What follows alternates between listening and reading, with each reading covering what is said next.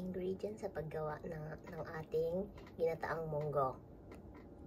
Meron tayong this one ng meron tayong itong glutinous rice, munggo, white sugar, and coconut milk. Yan ang ating mga gagamitin sa ating pagluluto ng ginataang munggo.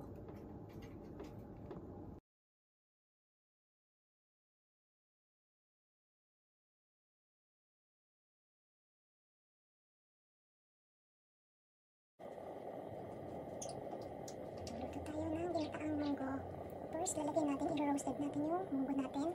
Ito, 175 grams. I-roasted lang natin yan sa mahinang apoy. Hintayin lang natin siya maging brown. Minsan haluin din kung gusto nyo.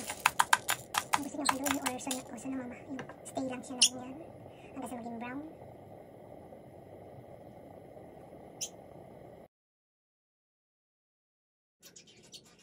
So, ayan na ibusan na natin, na-roasted na yung ating munggo.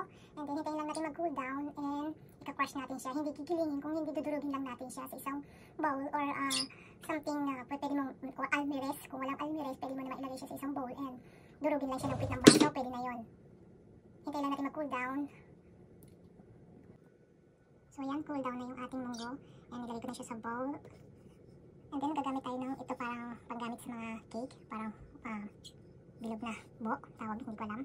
I-crush lang natin siya ng i-crush lang natin siya. So, i-crush na lang siya. O kaya naman, parang ganito, pwede naman natin siyang gamitin natin ng pit ng baso. Gamitin natin kung ano lang mas maganda.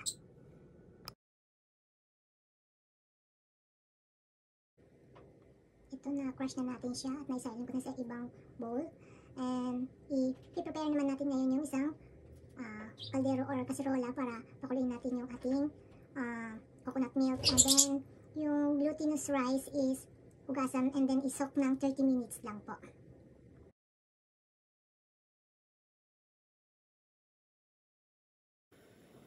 So ito na, pinapakulan natin na ngayon yung ating, i-prepare na tayo ng ating pot and then lagyan natin na yung coconut oil. Coconut milk. Halo-haloyin lang natin ng konti at tapos ilalagay na natin din yung yung ating glutinous rice.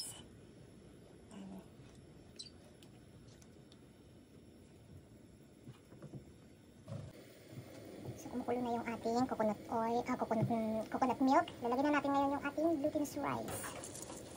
Ang dami. 2 cups yan nilagay ko. Kasi maraming kaming kakain.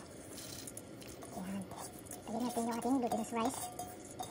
Then, papakuloy na ulit natin hanggang sa medyo lumambot. Lalagay na natin yung ating susunod naman natin ilalagay is yung ating yung na-crush ko na munggo. Okay? Haluin natin siya ng konti.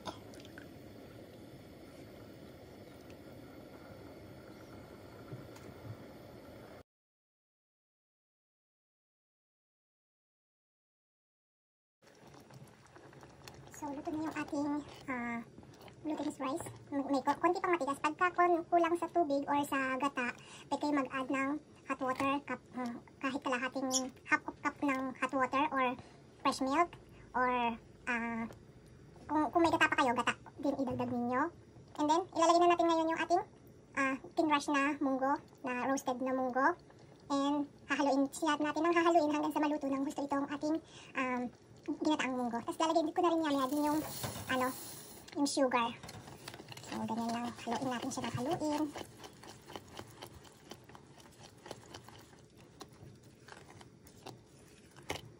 Yan. Mukhang masarap na. First time ko lang din magluluto nito. So, sana masarap na. Yan. Haluin lang ko lang siya ng hanggang sa maluto ng gusto yung ating sticky rice.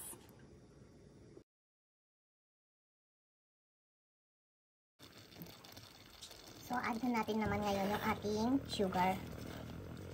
Okay na siya. Medyo lapot-lapot na niya. So, ihalo na natin yung ating sugar.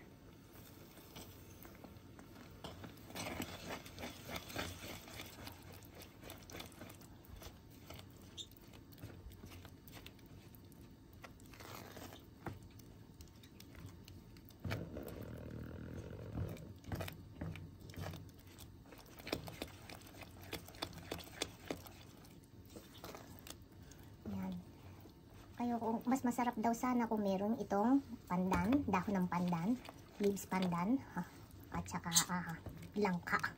Wala tayo nun eh. Kaya ito lang lalagyan natin, yung kung ano lang yung meron tayong ingredients na meron dito sa bahay or yung na-prepare ko. So ito na yung ating gagawain na ngayon. Tsaka first time ko lang din gumawa nito.